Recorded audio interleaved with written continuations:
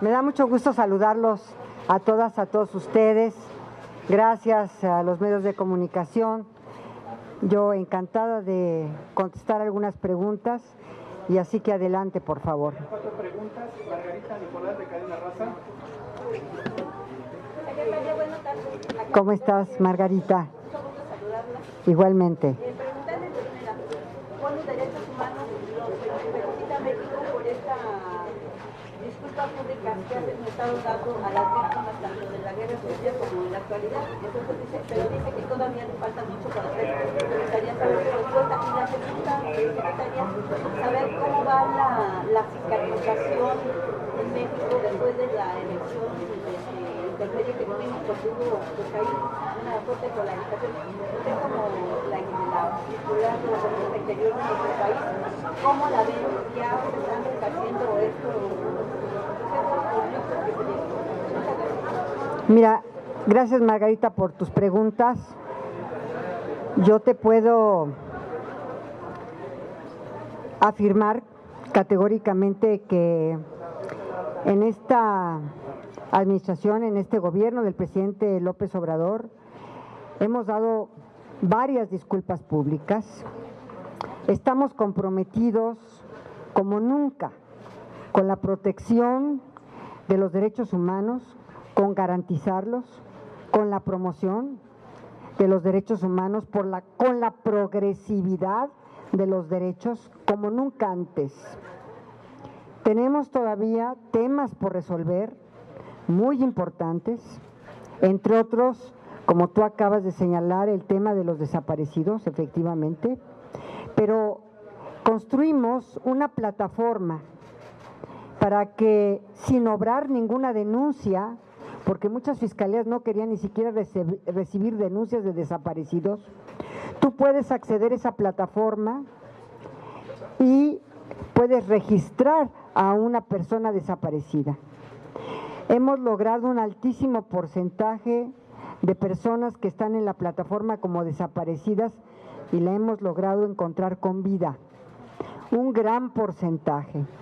También, como nunca, la Comisión Nacional de Búsqueda está haciendo una labor impecable, recorriendo todo el país en acompañamiento a todas las comisiones estatales de búsqueda para lograr de verdad abatir el rezago forense en identificación humana que nos dejaron. Por otra parte, me decías, la segunda pregunta, hablas tú de la polarización. Después de la elección, creo que todos los mexicanos tenemos que tener un compromiso de unidad, de avanzar hacia un único propósito que es nuestro propio país, el bienestar de toda la población, avanzar hacia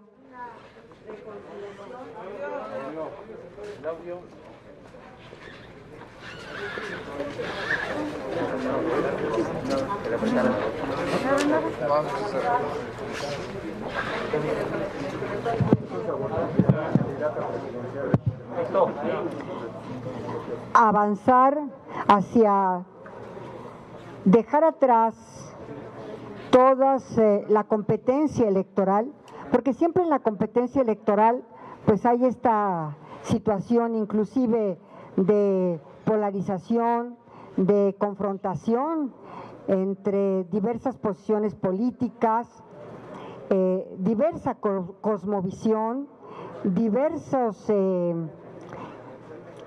visiones del Estado, pero creo que todos los mexicanos estamos obligados, y sobre todo las fuerzas políticas, los partidos políticos, estamos obligados a dejar todo atrás para empezar una nueva construcción sobre lo que a México le conviene, sobre lo que México necesita, sobre todo volver nuevamente a nuestro gran país de desigualdades para tener presente la justicia social y dejar atrás la injusticia social. dejar atrás un país sin oportunidades para darles oportunidades a todos nuestros connacionales, a todos los mexicanos y mexicanas en nuestro país. Hay absolutamente gobernanza. Yo quiero de verdad hacer patente dos cosas frente a ustedes. La primera, que no fue una elección de Estado, al contrario, no hubo una sola intromisión del gobierno federal en los comicios del pasado 6 de junio. Eso quiero dejarlo puntualmente establecido. Eso en primer lugar. No hubo una intromisión del gobierno federal. Fue una elección eminentemente local, porque las 22,000 posiciones que estaban en juego para los candidatos y candidatas eran locales, eminentemente locales. Solamente federal fueron los 500 diputados. Calculamos de 140,000 a 150,000 candidatos entre todas las fuerzas políticas para estos 22,000 puestos. Por supuesto que hubo contienda electoral, por supuesto que hubo una confrontación entre los candidatos, sí, pero creo que tenemos que superar todo eso y avanzar hacia adelante. Y lo segundo que quiero dejar plasmado aquí es que fue un proceso electoral en paz. Fue un proceso electoral en donde se pudo manifestar esa voluntad popular en un clima de tranquilidad, en un clima de paz social. Quiero dejar establecidas estas dos premisas categóricamente. A la Secretaría de Gobernación y a las demás instancias del gobierno federal nos tocó la gran responsabilidad de que esta elección se diera como se dio, en paz, respetando la voluntad de cada una de las personas que acudió a las urnas a votar y a emitir su voto. Creo sinceramente que tenemos una democracia y instituciones lo suficientemente sólidas, fortalecidas, para haber tenido el resultado que tuvimos y haber caminado en este proceso electoral. Y quiero también hacer un reconocimiento a los institutos electorales, tanto al Instituto Nacional Electoral, cuanto más también a los institutos electorales locales, por su enorme trabajo y su excelente trabajo también para lograr la elección y los resultados que hoy tenemos. Gracias. Bueno, aprovechando preguntándole sobre los avances en las reformas que hubo por parte de la Cuarta Transformación ya en el resto del gobierno del presidente, ¿qué cree que deba materializarse todavía? ¿Qué queda pendiente? Quedan pendientes 3 reformas que el presidente ha planteado a nivel constitucional y diversas reformas a leyes secundarias. Pero sobre todo, y aquí está nuestro coordinador, acércate mi querido coordinador, son 3 las reformas constitucionales que el señor presidente tiene en mente. La primera es la reforma en materia de energía eléctrica, que no energética, sino eléctrica. Es un tema, la energía eléctrica, de seguridad nacional. Les voy a decir algo, la energía eólica y la energía solar son energías intermitentes y que van a la red de la Comisión Federal de Electricidad. Cuando no hay viento y no se produce energía. Cuando no hay sol, pues no hay sol y tampoco se produce la energía solar suficiente. Entonces, obviamente se tienen que acudir a las fuentes tradicionales que producen energía. Por ejemplo, el carbón. Por ejemplo, también estamos tratando de recuperar las hidroeléctricas, sobre todo en el sureste de México, que también las encontramos desgraciadamente pues muy maltrechas, sobre todo los generadores de energía en las presas. Estamos tratando de rehabilitarlos, de renovarlos y algunos de ellos también de cambiar todas estos transformadores y todo lo que se tenga que cambiar. Entonces, creo que es un tema de seguridad nacional. Imaginémonos por un minuto que no haya viento, que no se pueda introducir a las redes de la Comisión Federal de Electricidad la energía suficiente eólica y que tengamos un hospital lleno de pacientes intubados. Imaginémonos por un minuto que esa energía no se está produciendo o no se está produciendo en la cantidad suficiente porque en ese momento no hay el suficiente viento para las eólicas.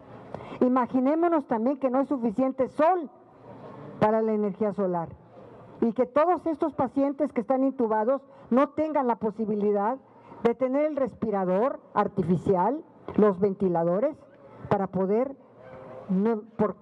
subsistir, para poder superar esta enfermedad. Imaginémonos. Es un tema de seguridad nacional. Y en estos temas de agenda un poco polémicos, marihuana y aborto, ¿esperaría que se materializaran en estos últimos años? Ustedes conocen perfectamente mi posición sobre la ley de cannabis y conocen también la posición que tengo sobre la despenalización del aborto en las primeras 12 semanas. Esa es mi posición, la he defendido siempre, tengo pues como 55 años de estar defendiendo estas dos posiciones, así que ya traigo un largo trecho. Ojalá, cuando menos se concretice esta reforma que ha promovido Malú Michel en el Senado de la República sobre los servicios de salud para las mujeres que pretendan o que quieran tener un aborto, cuando menos en condiciones de salud mínimas, de salubridad mínimas, para no poner en riesgo su vida en clínicas clandestinas. Claudia Telles, de INER, por favor. Tiene una pregunta, por favor. Le quiero preguntar, Claudia Telles de INER, buenas tardes, para preguntar. Claudia, buenas tardes. Nos dice que va a ser un poco difícil conseguir acuerdos en la Cámara de Diputados. Va a ser más complicado. Va a ser más complicado, pero no imposible. Porque vamos a caminar y vamos a convencer, vamos a argumentar para convencer. No vamos a imponer, nunca por la fuerza, nunca por la imposición, siempre por el convencimiento y por una argumentación sólida para poder avanzar en las reformas que todavía faltan. ¿Qué tan fácil será llegar a estos acuerdos cuando la misma oposición denuncia que hay una persecución política a través de instancias como la UIF en contra de sus integrantes? Esa es una. Y la siguiente es, ahora que hay muchos integrantes del gabinete que han manifestado, o que algunos han manifestado su interés de buscar la candidatura presidencial de Morena para el 2024, ¿la secretaria de Gobernación estaría en esta disposición? A ver, la primera pregunta. Ya se me olvidó. Me dejaste en shock con la última. No, mira, a ver, yo creo que aquí las instancias de procuración e impartición de justicia son absolutamente autónomas y nuestro respeto irrestricto por ellas. Si hay personas que han cometido conductas ilícitas, ya serán las instituciones de procuración y de impartición de justicia, sobre todo los fiscales y los jueces, quienes decidan. Yo fui juez 25 años, 4 en el Tribunal Superior y 21 en la Corte. Y yo defendí mi autonomía, mi imparcialidad y jamás, eso sí te lo puedo decir, acepté ninguna intromisión o siquiera alguna insinuación. Sí aceptaba yo argumentos sólidos en favor o en contra, pero jamás acepté ninguna intromisión de ningún tipo. ¿No hay persecución política para los acuerdos? No hay persecución política. Las instancias de procuración e impartición tienen que hacer su trabajo. ¿Cómo se ve para el 24? Me decías, es que me dejaste con la pregunta última, entonces por eso se me olvidó la primera. Mira, en mi caso particular, yo tengo la fortuna de que el presidente me invitó a ser secretaria de Gobernación. Cuando termine mi función como secretario de Gobernación, que tenemos secretaria de Gobernación para rato, yo me quiero retirar ya, me quiero jubilar. Creo que he trabajado muchos años ya, muchos años, así que creo que tengo mi merecido descanso y sobre todo ya la edad que voy a tener. Por cierto, esta semana cumplo ya, sí, mis 74 años, mi querido Nacho. Entonces ya no veo perspectiva política para mí. Gracias.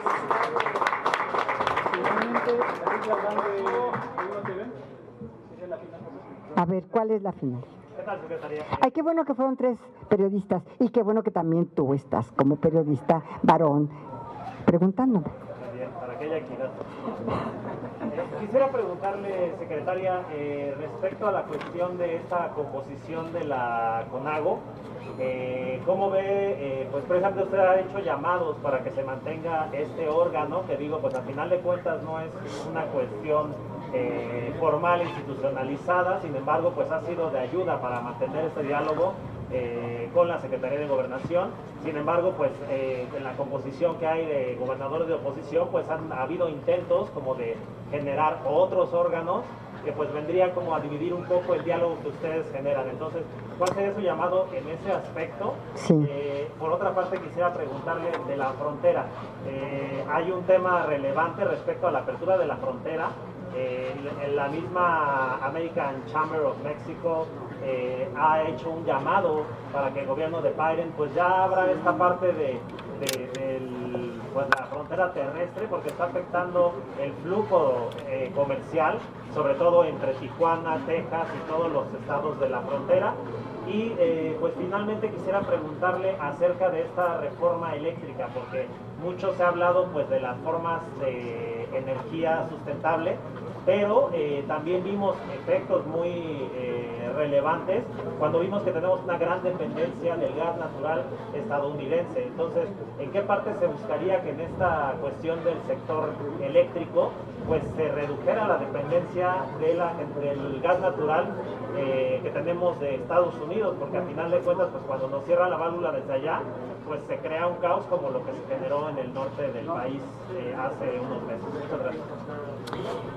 Bueno, mira, esta última pregunta, creo que la reforma va encaminada precisamente a que tengamos alternativas de energía para poder generar la energía eléctrica, que tengamos alternativas como el carbón, como el gas natural, que no dependamos únicamente de gas natural, sino que tengamos carbón, obviamente las hidroeléctricas, obviamente también el gas natural, obviamente también la eólica, obviamente también la solar, o sea, toda la conjunción de lo que puede generar energía eléctrica, de los temas que pueden generar energía eléctrica, son importantes precisamente para no tener energía eléctrica intermitente, para tener energía eléctrica constante y permanente para todo, porque la industria también necesita mucho, la salud necesita, los hospitales necesitan energía eléctrica, nosotros mismos necesitamos energía eléctrica para todo, para conectar nuestro teléfono, para tener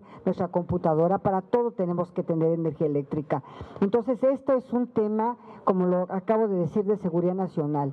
Entonces, bienvenidas todas las fuentes de energía, pero desde luego no depender única y exclusivamente de una fuente de energía, sino de varias fuentes de energía. El carbón ha sido muy importante.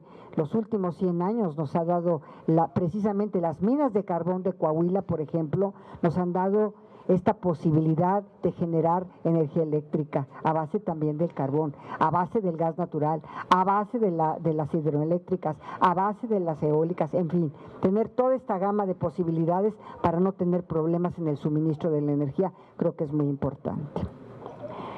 El segundo tema, la CONAGO. Para mí ha sido fundamental la CONAGO, fundamental, porque con la CONAGO he tenido una interlocución en esta pandemia desde hace más de 1 año y medio, importantísima, ¿Por qué? Por la semaforización, por el cierre de las empresas, el cierre de las industrias, por la reapertura, por el tema turístico, por el tema laboral, de la pérdida de empleos. A ver, ¿quién se imaginaba en su sano juicio, y lo comentábamos hace un momento en este saloncito de ajuste de tiempo, quién se imaginaba que hubiéramos siquiera pensado en una pandemia como la que todavía tenemos?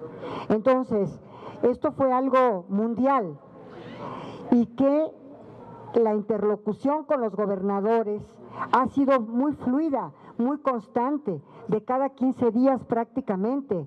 ¿Y por qué ha sido a través de la CONAGO? Porque esta asociación civil, que no está fundada en ley, pero que ellos formaron en la época precisamente de Fox, para tener un diálogo en ese momento con un gobierno que acababa de arribar de oposición, ¿sí? Y que la formaron, sobre todo muchos de los gobernadores priistas, para tener esta interlocución con el gobierno del presidente Fox, y que hasta nuestros días, el martes pasado cumplió 19 años la CONAGO, ¿sí?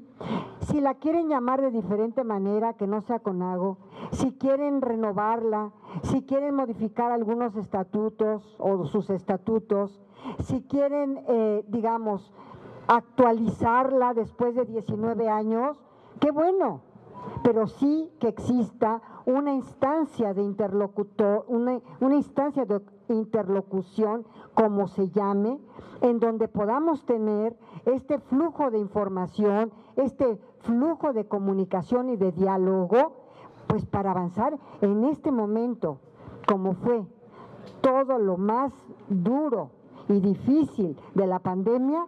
Tuvimos esta interlocución permanente.